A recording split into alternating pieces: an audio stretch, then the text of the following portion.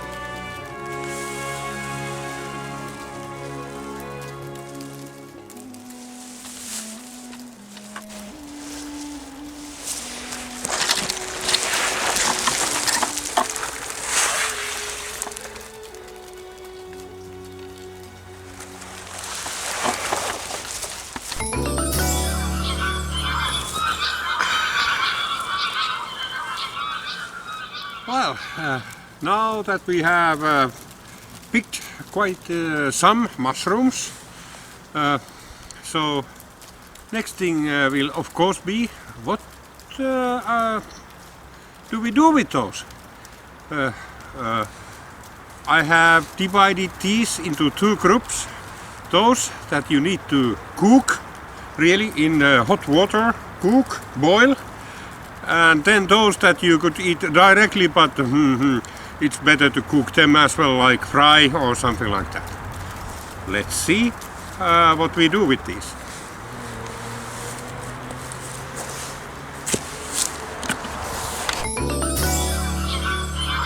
Okay, well, here we have the mushrooms now. So I will actually make, these are in two groups. The ones that I need to cook and the ones that I can directly use in a sauce. These are, well, I just put them like that into there. These will be fried. And well, it's very colorful. We have some yellow, we have some brown and some black even. This one is a very nice mushroom. It's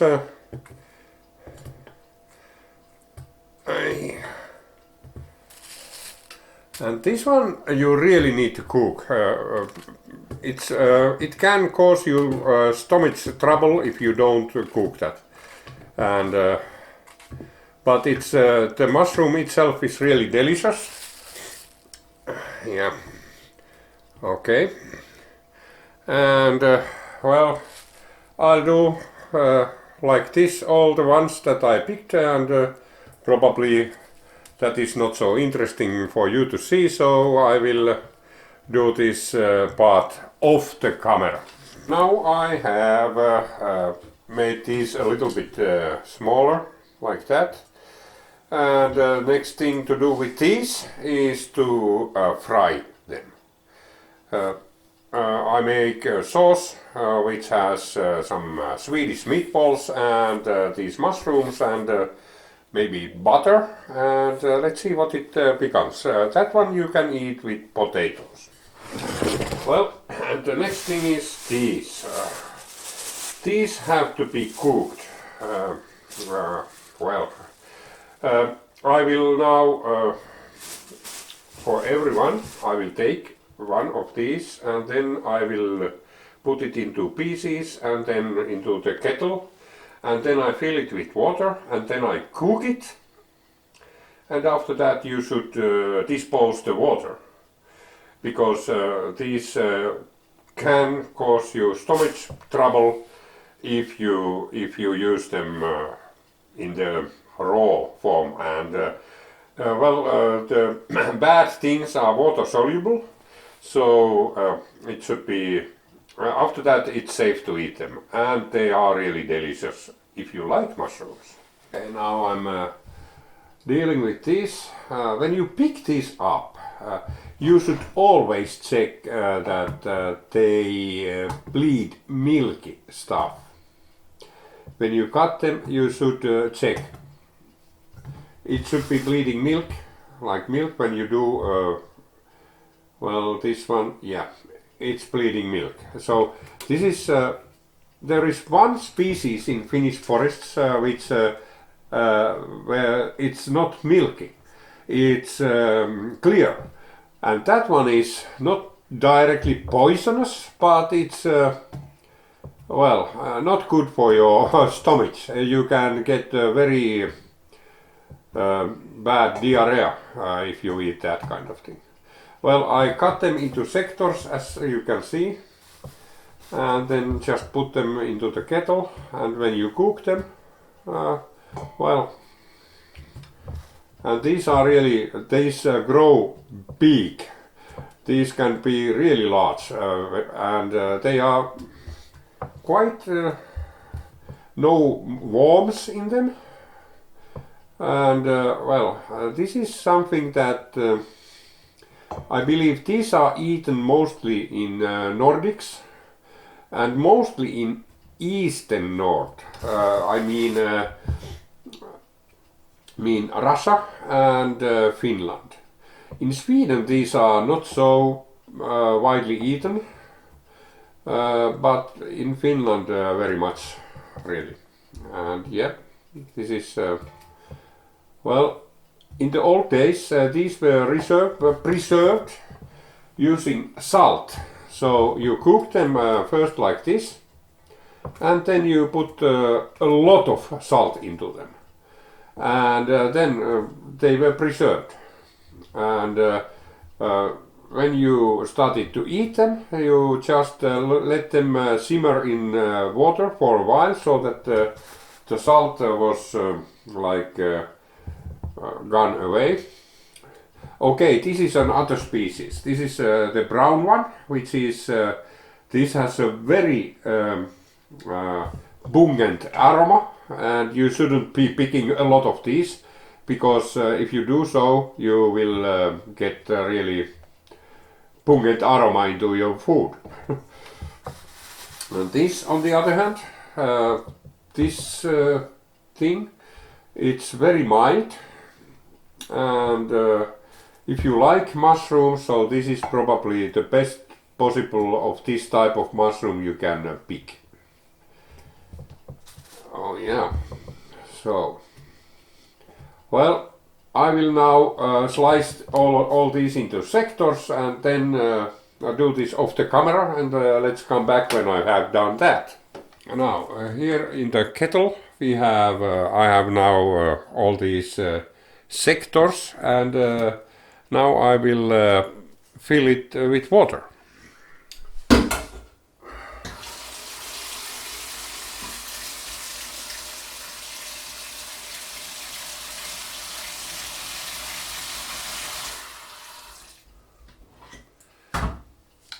Just like that.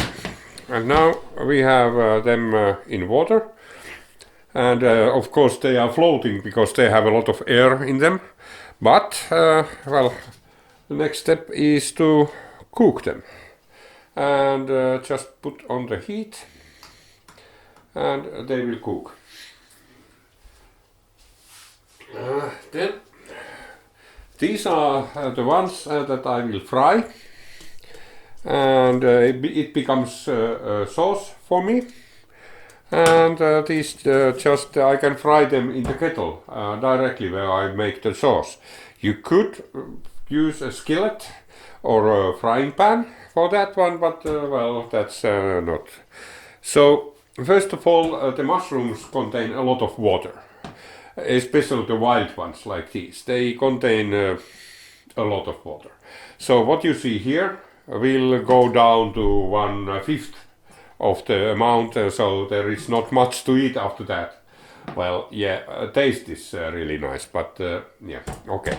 So next step is to fry these, and let's just put that one also on.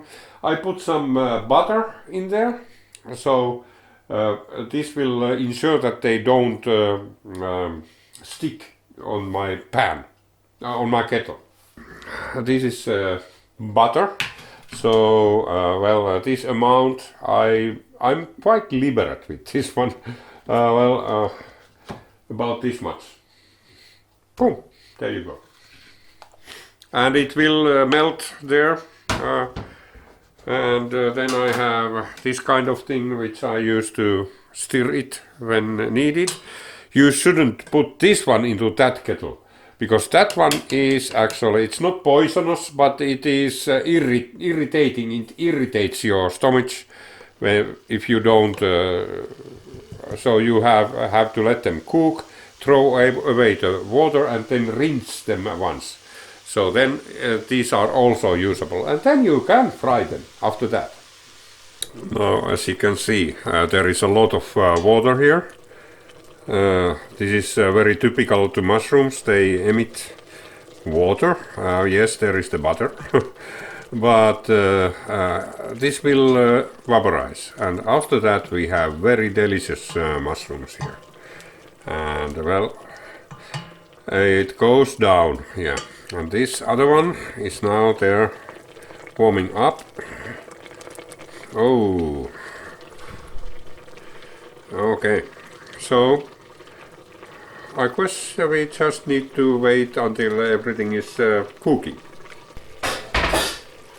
Okay, now I will cook some potatoes. I believe this is enough for me at least. And I always eat the crust and everything. I just take the worst parts away, like this, you can see here. And there you are. And when you are cooking potatoes, one thing is to add salt into the water. And not just a little bit of salt, quite a lot. Like that. If you don't add that salt into the water, by the way, this doesn't make the potato salty. What this does, it makes the balance. So if you don't have salt in the water, the potatoes will draw the water in. But if you have the salt in the water, the cooking water will draw water out from potatoes, so they become a little bit, well, it's a thing called osmosis, I believe, which comes into play here. So, and that is that. And now this is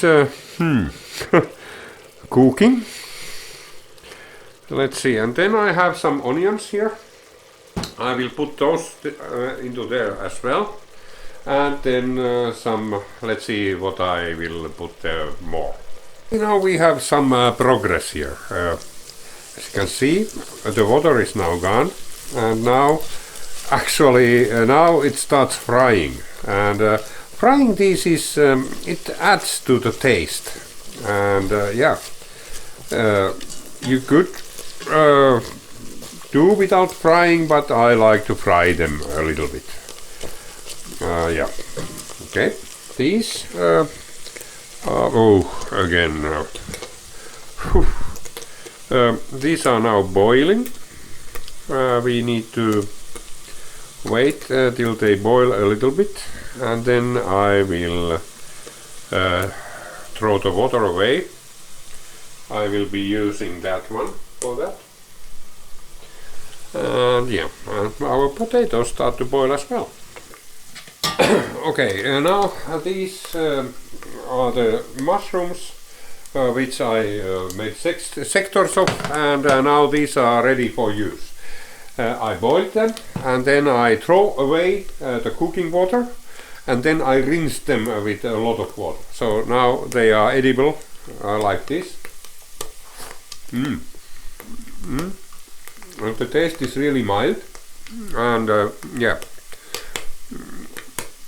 it's delicious. Some of these turn green.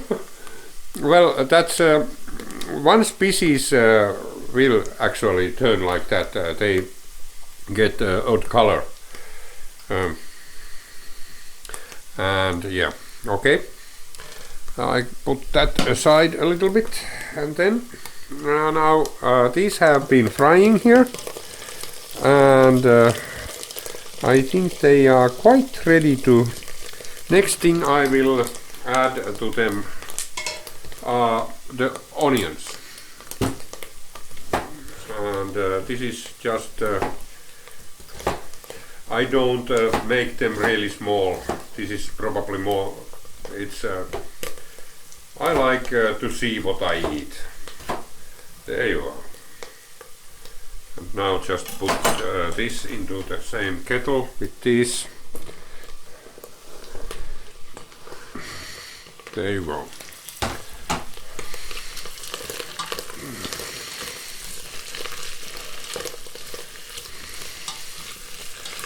And fry them a little bit there.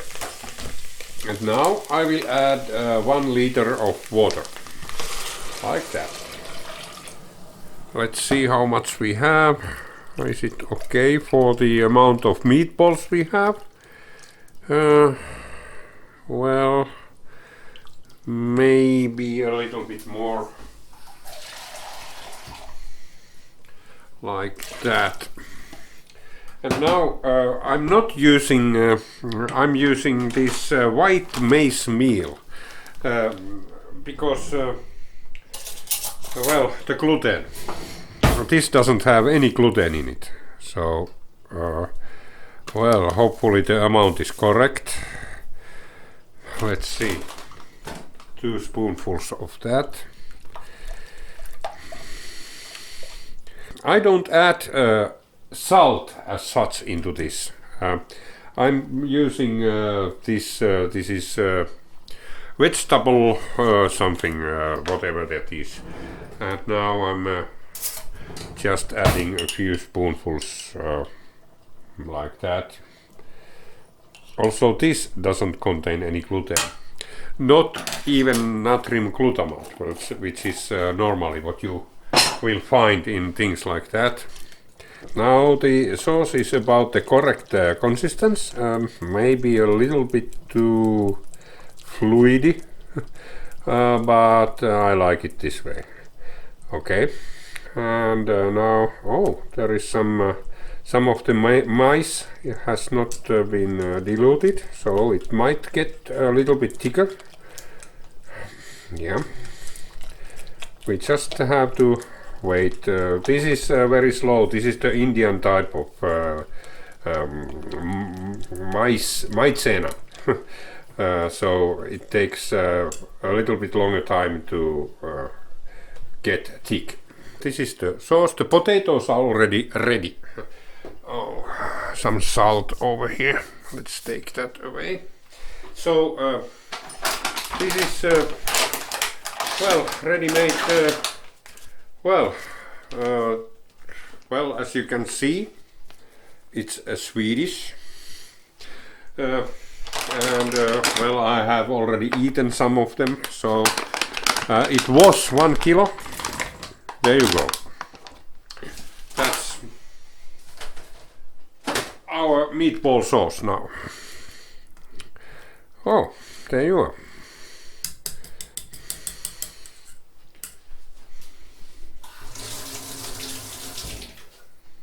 Now I just let it be there for a while without any warm, and then I'll eat it.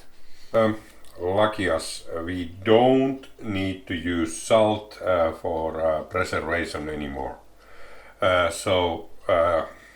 Well, it gives the mushrooms a certain type of a taste when it when they are in the salt solution for a long time. But well, these go into my deep freeze. I bagged them 1.5 liters altogether, and then we will use these later on, maybe in Christmas. Who knows? Well, what can I say? Let's eat. These are the potatoes. Well, let's take 3 at least. And then I ended up adding some cream into this one. Yeah. So,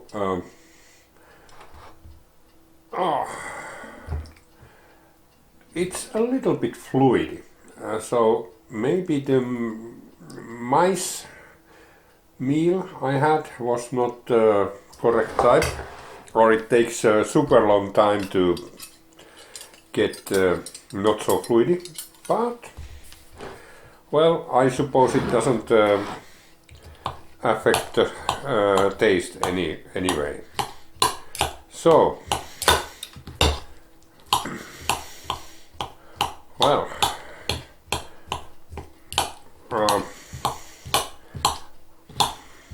this one has well, these meatballs are not made by me. You could probably make them yourself, but yeah, nevertheless, it should taste like forest, I believe. Let's see.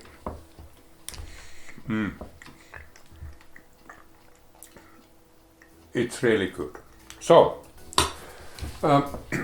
till next time, see you!